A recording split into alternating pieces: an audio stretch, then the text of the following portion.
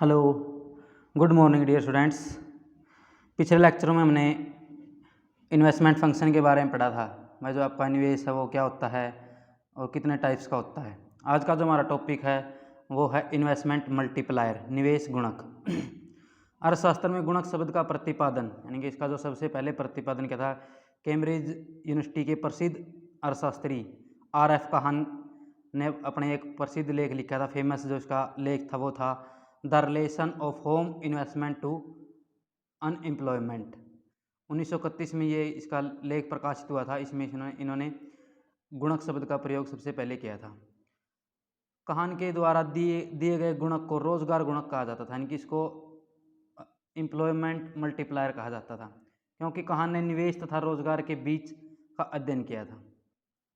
जो आपके प्रोफेसर कहान थे उन्होंने इन्वेस्टमेंट और एम्प्लॉयमेंट के बीच जो भी रिलेशन है उसकी स्टडी की थी। रोजगार गुणक स्पष्ट करता है कि जब प्राथमिक रोजगार में वृद्धि होती है, यानी कि जब प्राइमरी जो एम्प्लॉयमेंट होता है वो इंक्रीज होता है तो इसके फलस्वरूप कुल रोजगार में कई गुना अधिक वृद्धि होती है, यानी कि जो टोटल एम्प्लॉयमेंट होता है उसमें कई गुना क्या होती है, अधिक वृद्धि होती है। जितने गुना अधिक वृद्धि होती है उसे गुणक कहा जाता है, यानी कि जितने गुना अधिक रोजगार में वृद्धि होगी, प्राइमरी रोजगार में इंक्रीज होने से जितने गुना टोटल रोजगार में वृद्धि होगी, टोटल एम्प्लॉयमेंट इंक्रीज होगा, उसको हम क्या कहते हैं, गुणक कहा जाता है। उसके बाद आपके जो प्रोफेसर जेम्स केंज की एक आपने पढ़ा, मैंने बार बार बताया आपको, वह जो उसकी जो प्रसिद्ध बुक थी वह थी the journal theory of employment interest and money. ये 1936 में इन्होंने लिखी थी। इसमें निवेश गुणक का प्रतिपादन किया है। यह निवेश में होने वाले परिवर्तन तथा आय में होने वाले परिवर्तन का अनुपात है, यानी कि जो आपके प्रोफेसर केंज ने बताया कि जो आपका निवेश गुणक है वो क्या है, इन्वेस्टमेंट में चेंज होने से आय में कितना परिवर्तन होता है या इनकम में कितना चेंज होता है उसी का एक प्रकार से अनुपात है या रेशो है। निवेश गुणक स्पष्ट करता है कि जब निवेश में परिवर्तन होता है, जो आपका इन्वेस्टमेंट मल्टीप्लायर है वो ये बताता है कि जब इन्वेस्टमेंट में चेंज होता है तो आय में कई गुना अधिक परिवर्तन होता है, तो इनकम में क्या है, कई गुना अधिक परिवर्तन होता है। और जितने गुना यह परिवर्तन होता है, जितने गुना अधिक आय में यह परिवर्तन होता है उसे निवेश गुणक कहा जाता है। तो इस प्रकार से हम निवेश गुणक को लिख सकते हैं भाई, change in income divided by change in investment, यानी कि इन्वेस्टमेंट में चेंज होने से इनकम में कितना चेंज होता है, दोनों का ये रेशो, इसी को हम क्या कहते हैं, आपका इन्वेस्टमेंट मल्टीप्लायर। इसका ये फार्मूला जो आपका इन्वेस्टमेंट मल्टीप्लायर का है कि इन्वेस्टमेंट मल्टीप्लायर को हम के से डिनोट कर सकते हैं और change in income divided by change in investment. आगे हम देखते हैं आपका कॉन्सेप्ट ऑफ इन्वेस्टमेंट मल्टीप्लायर। निवेश गुणक की धारणा क्या है। केंज के शब्दों में निवेश गुणक हमें यह बताता है कि जब कुल निवेश में वृद्धि होती है तब आय में वृद्धि निवेश में वृद्धि की के गुणा होती है, यानी कि जब टोटल जो इन्वेस्टमेंट होता है वो इंक्रीज होता है, उसमें वृद्धि होती है, तब जो इनकम होती है आय में निवेश से, यानी कि निवेश हम मान लेते हैं 100 रुपये का करते हैं तो इनकम में जो आपकी है 1000 गुना वृद्धि होती है। और जितनी ये वृद्धि होती है इसको हम के गुणा वृद्धि, यानी कि के गुणा, इसी को हम क्या कहते हैं, गुणक कहते हैं, यानी कि के गुणा वृद्धि का मतलब यही है भाई कितनी गुणा वृद्धि हुई है। तो इसको हम इस प्रकार से भी लिख सकते हैं जैसे change in income. Change in income का मतलब क्या होता है, बाई इन्वेस्टमेंट मल्टीप्लायर के इनटू आपका चेंज इन इन्वेस्टमेंट। इन्वेस्टमेंट में कितना चेंज हुआ और अगर इन्वेस्टमेंट में कितना चेंज हुआ और आपकी मल्टीप्लायर में कितना चेंज हुआ, उन दोनों को हम मल्टीपल कर देंगे, गुणा कर देंगे तो आपके पास आ जाता चेंज इन इनकम, यानी कि कितना इनकम में कितना चेंज हुआ। या फिर इसको हम इस प्रकार से भी लिख सकते हैं, मैं जो आपका के है, के का मतलब आपका इन्वेस्टमेंट मल्टीप्लायर है वो change in income divided by change in investment.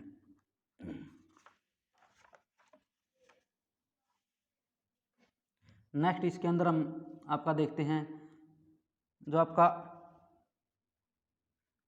गुणक निवेश में परिवर्तन तथा आय, आय का मतलब यहाँ पर जीडीपी भी ले सकते हैं, में परिवर्तन का अनुपात है। जो आपका मल्टीप्लायर है वो क्या होता है, इन्वेस्टमेंट में चेंज और इनकम में चेंज दोनों का क्या है, रेशो है। तो जिस प्रकार से हम देखते हैं चेंज इन इन्वेस्टमेंट, 5 करोड़ रुपए का आपने चेंज इन इन्वेस्टमेंट में परिवर्तन किया, उसके बदले में जो आपका इनकम में जो चेंज हुआ वो 20 करोड़ का है। तो इसको हम जो आपका इन्वेस्टमेंट मल्टीप्लायर है वो change in income divided by change in investment किसके बराबर होगा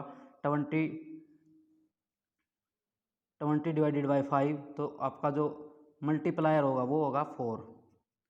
या फिर इसको एक छोटे से इसके थ्रू भी हम देख सकते हैं, जैसे निवेश में परिवर्तन चेंज इन इन्वेस्टमेंट, अगर इन्वेस्टमेंट में चेंज होगा तो किस में चेंज होगा, इनकम में चेंज होगा, चेंज इन इनकम।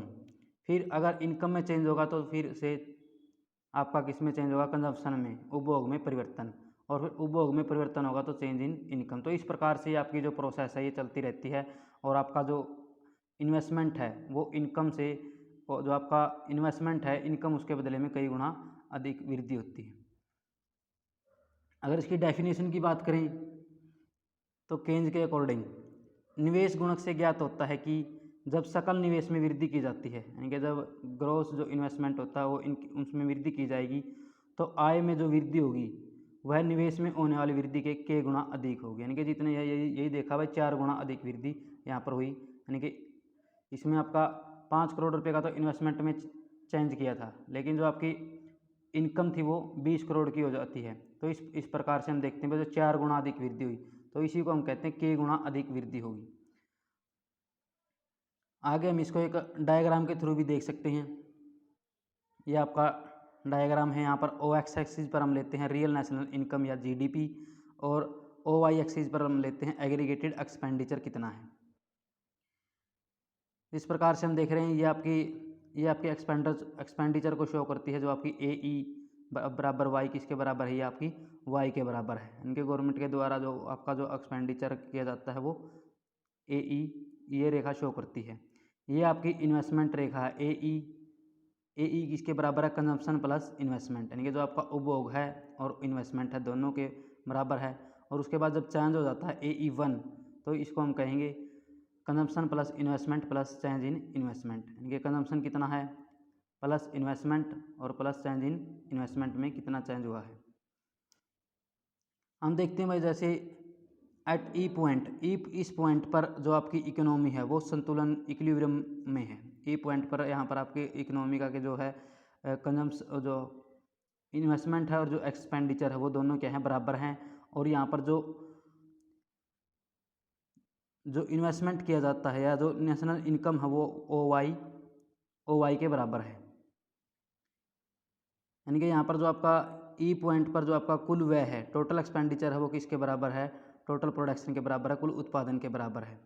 स्वचालित निवेश व्यय में वृद्धि होने से, जब कोई आपका जो इन्वेस्टमेंट है वो इंक्रीज हो जाता है वृद्धि होने से, जो आपकी ए ई रेखा है, यानी कि पहले आपकी ए ई रेखा ये थी, ई पॉइंट पर इक्विलिब्रियम था, ए ई रेखा है वो क्या है, ए ई 1 हो जाती है, यानी कि यहाँ पर यह क्या है, शिफ्ट हो जाती है स्वचालित निवेश इन्वेस्टमेंट बढ़ने से। तो आरंभिक जीडीपी का स्तर हम देखते हैं, जो रियल जो जीडीपी थी उसका जो लेवल था वो ओ वाई था, और जो आपका नया जीडीपी का जो स्तर अब इकोनॉमी यहाँ पर इक्विलिब्रियम में आ जाती है, तो न्यू जो जीडीपी का जो लेवल होगा वो ओ वाई स्टार होगा। तो इस प्रकार से हम इसमें देख सकते हैं भाई जैसे चेंज इन जीडीपी में क्या चेंज हुआ, O Y star minus O Y, अगर ओ वाई स्टार में से पूरा जो चेंज हुआ इसमें से ओ वाई निकाल देंगे तो हमारे पास क्या बच जाता है, वाई स्टार, और ये किसके बराबर है, आपका ई ए के बराबर है, यानी कि चेंज इन इनकम आपका ई ए के बराबर है। इसी प्रकार से अगर हम चेंज इन इन्वेस्टमेंट देखते हैं तो चेंज इन इन्वेस्टमेंट आपका बी ई 1 के बराबर है, यानी कि जो इन्वेस्टमेंट है ये आपका, यहाँ पहले इतना इन्वेस्टमेंट किया जाता था, लेकिन उसके बाद जब ये आपका इन्वेस्टमेंट चेंज हुआ, इन्वेस्टमेंट में परिवर्तन किया गया, तो वो बी ई 1 के बराबर किया गया। इनके हम देखते हैं जो इन्वेस्टमेंट में तो इतना चेंज होता है, लेकिन जो आपकी इनकम है, आय है, उसमें ज़्यादा चेंज होता है। तो इस प्रकार से हम देख सकते हैं भाई जो आपका ए ई है वो किससे ज़्यादा है, आपका बी ई 1 से ज़्यादा। तो इस प्रकार से हमने जो आपका इसके अंदर हमने देखा भाई जो आपका इन्वेस्टमेंट में जो सकल जो आपका इन्वेस्टमेंट है उसमें चेंज होने से जो आपकी इनकम में कई गुना अधिक वृद्धि होती है। नेक्स्ट इसके अंदर हम देखते हैं आपका relation between marginal propensity to consume, MPC. मैंने पिछले लेक्चर में आपको बताया है जो आपकी एमपीसी क्या होती है, सीमांत उपभोग प्रवृत्ति, और जो आपका इन्वेस्टमेंट मल्टीप्लायर है, उन दोनों के बीच में क्या रिलेशन है, सीमांत उपभोग प्रवृत्ति तथा गुणक के बीच संबंध। जो आपके प्रोफेसर पूरी हरा के अकॉर्डिंग गुणक का मूल्य वास्तव में उपभोग की सीमांत प्रवृत्ति के द्वारा निर्धारित होता है, यानी कि जो भी मल्टीप्लायर का जो वैल्यू होती है वो किसके द्वारा निर्धारित होती है, डिटरमाइन होती है, वो आपकी MPC के द्वारा, मार्जिनल प्रोपेंसिटी टू कंज्यूम के द्वारा क्या होती है, निर्धारित होती है। सीमांत उपभोग प्रवृत्ति जितनी अधिक होगी, यानी कि जितनी भी लोगों की जो खर्च करने की जो सीमांत उपभोग प्रवृत्ति जितनी अधिक होगी, गुणक का मूल्य उतना ही अधिक होगा, मल्टीप्लायर की जो वैल्यू है वो भी क्या होगी, उतनी ही अधिक होगी। और इसके विपरीत भी है भाई, जो आपकी सीमांत उपभोग प्रवृत्ति जितनी कम होगी, गुणक का मूल्य भी उतना ही कम होगा। नेक्स्ट इसके अंदर हम आगे देखते हैं, फिर गुणक तथा MPC में डायरेक्ट रिलेशन पा जाता है, यानी कि जो आपका मल्टीप्लायर और जो आप इन्वेस्टमेंट MPC और जो आपका मल्टीप्लायर है उसके अंदर जो क्या होता है, जो रिलेशन होता है वो डायरेक्ट रिलेशन होता है। इसका कारण यह है कि एक व्यक्ति का उपभोग, यानी कि किसी एक व्यक्ति का कंजम्पशन है, वो क्या है, दूसरे व्यक्ति की आय होती है, सेकंड व्यक्ति की वो क्या होती है, इनकम होती है। यानी कि जब एक व्यक्ति कंजम्पशन करता है तो वो दूसरे व्यक्ति क्या हो जाती है, इनकम बन जाती है। और ये प्रोसेस आपकी क्या है, चलती रहती है। व्यक्ति अपनी आय में से कितना उपभोग करेगा, यानी कि कोई भी आपका व्यक्ति है वो अपनी इनकम में से कितना कंजप्शन करेगा, यह MPC पर निर्भर करता है, मार्जिनल प्रोपेंसिटी टू कंज्यूम पर क्या करता है, ये डिपेंड करता है। यदि MPC अधिक है तो इसका अर्थ है कि आय में से उपभोग अधिक किया जाएगा, यानी कि जब लोगों की जो मार्जिनल प्रोपेंसिटी टू कंज्यूम ज़्यादा है या अधिक है तो इसका मतलब यही होगा, जो आपका इनकम में से जो आपका कंजप्शन है वो क्या है, ज़्यादा किया जाएगा, अधिक किया जाएगा। इससे अन्य व्यक्तियों को आय प्राप्त होगी। और अगर उपभोग ज़्यादा किया जाएगा, कंजप्शन ज़्यादा किया जाएगा तो इससे क्या होगा, अन्य व्यक्ति जो होंगे, अदर जो इंडिविजुअल होंगे, उनको क्या मिलेगी, इनकम ज़्यादा प्राप्त होगी, तो इससे फिर उपभोग किया जाएगा। और जो अन्य व्यक्तियों को अगर इनकम मिलेगी तो उससे फिर क्या किया जाएगा, आपका कंजप्शन किया जाएगा, जिससे कुल आय में जो टोटल इनकम होती है उसमें कई गुना अधिक वृद्धि होगी, जो कि गुणक के बराबर होगी। MPC के अधिक होने पर गुणक का मूल्य भी अधिक होगा। अगर आपकी MPC marginal propensity to consume अधिक है तो गुणक का मूल्य भी क्या होगा, अधिक होगा। गुणक तथा MPC के संबंध को, दोनों के रिलेशन को हम एक इक्वेशन के द्वारा देख सकते हैं। जैसे आपका हमने पीछे पढ़ा हुआ, जो आपका इसका जो फॉर्मूला है इन्वेस्टमेंट का, इन्वेस्टमेंट मल्टीप्लायर का, वो क्या है कि किसके बराबर, आपका change in income divided by change in investment. ये हमारा इक्वेशन आपकी फर्स्ट ले सकते हैं हम। तो इसको हम इस प्रकार से भी हम लिख सकते हैं भाई, चेंज इन इन्वेस्टमेंट किसके बराबर है। अगर हमें ये देखना है भाई, जो आपका इन्वेस्टमेंट में कितना चेंज हुआ, तो उसमें से अगर हम चेंज इन इनकम में से चेंज इन कंजप्शन निकाल देंगे तो हमारे पास आ जाता है चेंज इन इन्वेस्टमेंट। अब जो वाई होती है आपकी, जो इनकम होती है वो किसके बराबर होती है, वो कंजप्शन प्लस इन्वेस्टमेंट के बराबर होती है। चेंज इन इनकम अगर हमने निकालनी है तो वो क्या होती है, दोनों में भाई चेंज इन कंजप्शन, कितना कंजप्शन में चेंज हुआ और कितना इन्वेस्टमेंट में चेंज हुआ। अगर चेंज इन इन्वेस्टमेंट निकालना है तो ये आपका यही फार्मूला है भाई, change in income minus change in consumption में कितना चेंज हुआ। अब अगर हम पुट इन वन, अगर वन के अंदर हम इसको पुट करते हैं,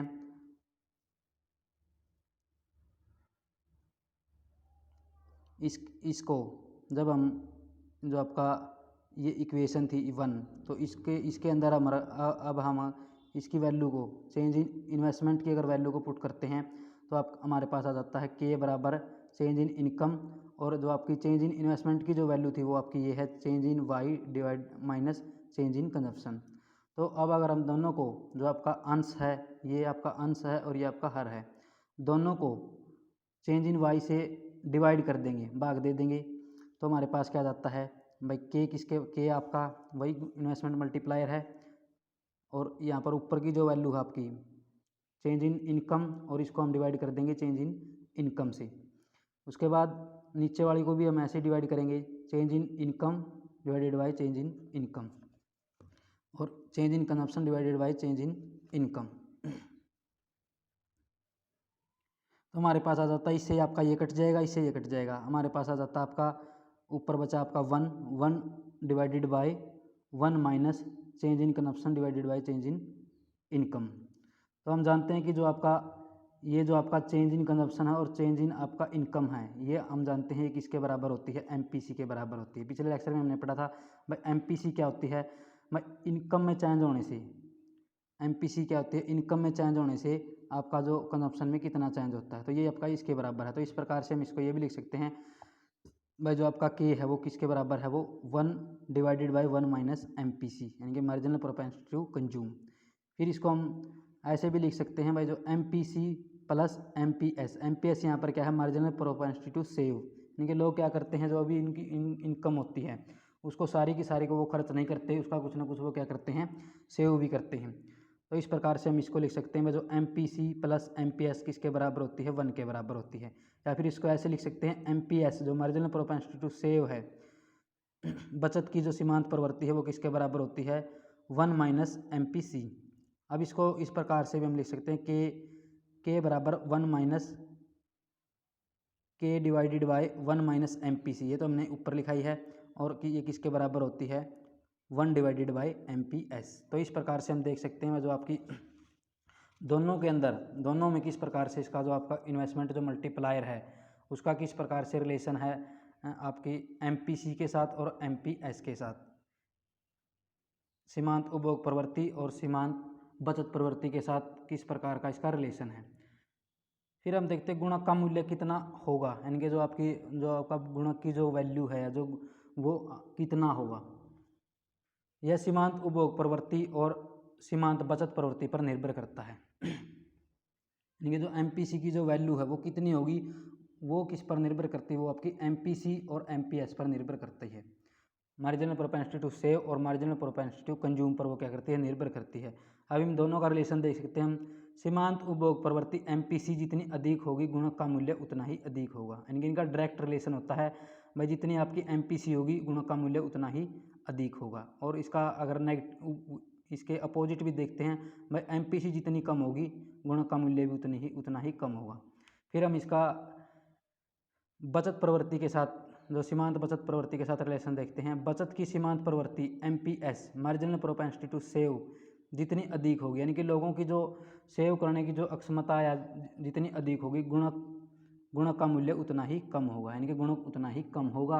और जितनी आपकी MPC कम होगी गुणक का मूल्य भी क्या होगा, उतना ही ज़्यादा होगा। यानी कि इन दोनों के अंदर क्या होता है, नेगेटिव रिलेशन होता है, और जो आपकी MPC है उसके साथ क्या होता है, डायरेक्ट रिलेशन होता है। जिस प्रकार से हमने MPC के अंदर पढ़ा था, जो MPC का जो मूल्य होता है, जो वैल्यू होती है वो 0 से 1 के बीच में रहती है, यानी कि बिटवीन 0 to 1 रहती है वो। और जो आपका गुणक का मूल्य है वो भी 0 और अल्फ़ा का मतलब रहता है इन्फिनेटिव, अनंत के मध्य रहेगा। नेक्स्ट इसके अंदर हम देखते हैं भाई, जो आपका इन्वेस्टमेंट जो मल्टीप्लायर उसकी क्या क्या अजम्पशंस हैं या क्या क्या उसकी मान्यताएँ हैं। मैं किन मान्यताओं पर जो आपका इन्वेस्टमेंट मल्टीप्लायर है वो काम करता है, या जो इसकी अजम्पशंस क्या क्या हैं। सबसे पहले जो आपका है MPC में कोई परिवर्तन नहीं होता।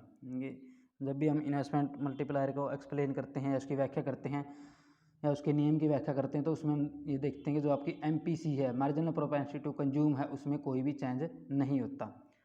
जो आपका प्रेरित उपभोग है, इंड्यूस जो कंजप्शन है, प्रेरित निवेश के कारण नहीं होता, यानी कि जो इंड्यूस जो कंजप्शन है वो इंड्यूस इन्वेस्टमेंट के कारण नहीं होता। उपभोक्ता वस्तुएं पर्याप्त मात्रा में पाई जाती हैं, यानी कि जो भी कंज्यूमर गुड्स हैं वो क्या होती हैं, पर्याप्त मात्रा में अवेलेबल होती हैं या पाई जाती हैं।